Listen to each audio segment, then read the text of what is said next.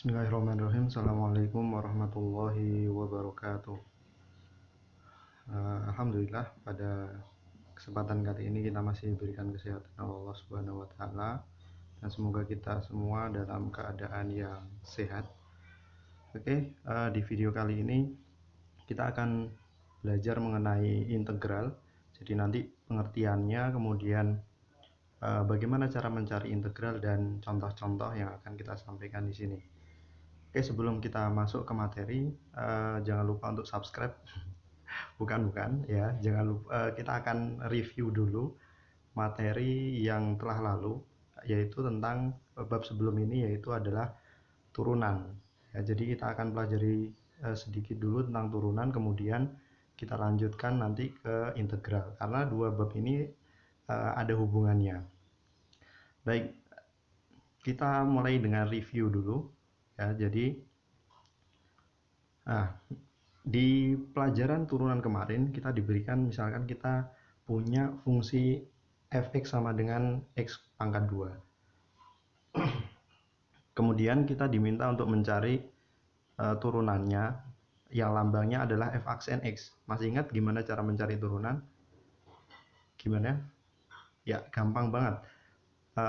Pangkatnya kita taruh ke depan. Oke, kemudian pangkatnya dikurangi 1. Jadinya 2x pangkat 2 dikurangi 1, yaitu 2x pangkat 1 atau ditulis sebagai 2x. Ini kita mencari turunannya. Jadi turunannya dari x kuadrat adalah 2x. Nah, sekarang bagaimana kalau masalahnya dibalik? Kita punya turunannya, kemudian kita disuruh mencari fungsi asalnya. Oke, seperti pada bagian seperti ini.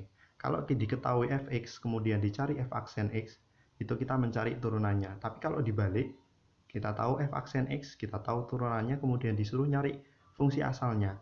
Itu namanya adalah anti turunan atau kebalikannya dari turunan. Oke, nah bagaimana cara mencarinya? Kita pakai contoh yang tadi. Misalkan diketahui f aksen x itu adalah 2x. Kemudian kita diminta untuk mencari fungsi apa yang kalau diturunkan hasilnya adalah 2x.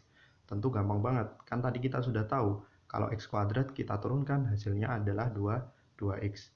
Oke, tetapi apakah hanya x kuadrat saja yang diturunkan hasilnya menjadi 2x?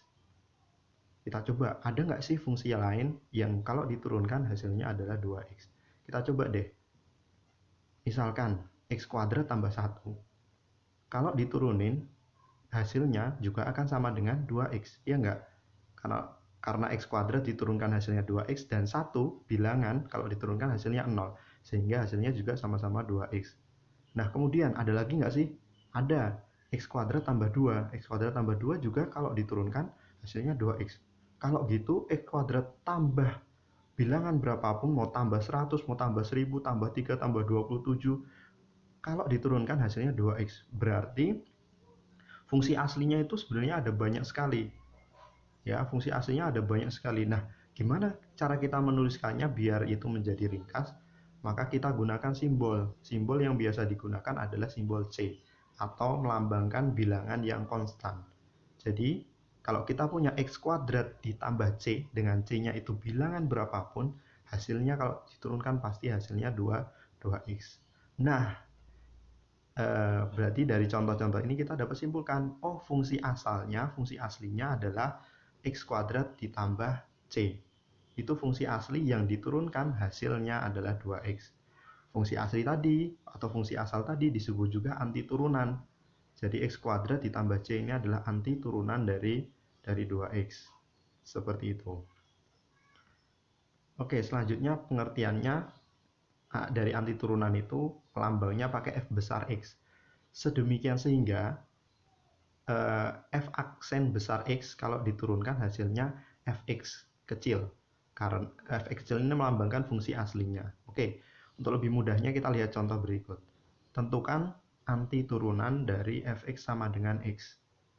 Berarti kita mencari fungsi apa yang kalau diturunkan hasilnya adalah x. Oke, antum bisa cari di googling atau pakai cara coba-coba. Kita temu bahwa anti turunannya atau fungsi yang diturunkan hasilnya X adalah setengah X kuadrat ditambah C. Kalau nggak percaya kita coba. Karena ini oke, turunannya, ingat pangkatnya dikalikan ke depan, kemudian pangkatnya dikurangi 1. Berarti 2 dikali setengah hasilnya 1, 2 dikurangi 1, hasilnya juga 1. Oke, kita dapat turunannya adalah X. Oke. Nah, C-nya gimana? C-nya kalau diturunkan hasilnya 0. Oke, berarti setengah X kuadrat ditambah C ini adalah anti turunan dari fx sama dengan X. Karena kalau kita turunkan, dia hasilnya sama dengan fx sama dengan X. Oke, kita lanjutkan. Nah, kita masuk ke integral tidak tentu. Ya, integral yang kita pelajari di sini adalah integral tidak tentu. Tadi kita sudah tahu bahwasanya kita sudah pelajari tentang anti turunan. Nah, anti turunan ini itu biasa disebut juga dengan integral tak tentu atau integral tidak tentu. Jadi kalau kita tahu fx kemudian dicari f aksen itu turunan. Kalau kita tahu f aksen x dicari fx itu namanya integral tidak tentu. Ya, ini. Kalau kita punya fungsi fx dan f besar x adalah anti turunan dari fungsi tersebut, maka integral tak tentu dari fx itu adalah anti turunannya. Oke. Atau ditulisnya secara bahasa matematis, ditulisnya seperti ini.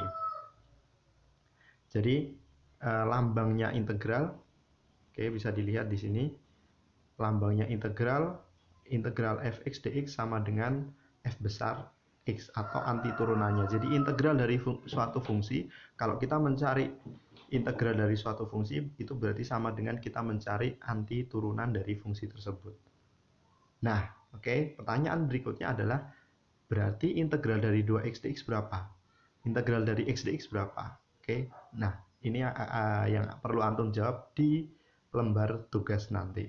Oke, sekian video kali ini. Semoga bisa dipahami dengan baik. Kalau tidak jelas bisa ditanyakan lewat kolom komentar di Google Classroom.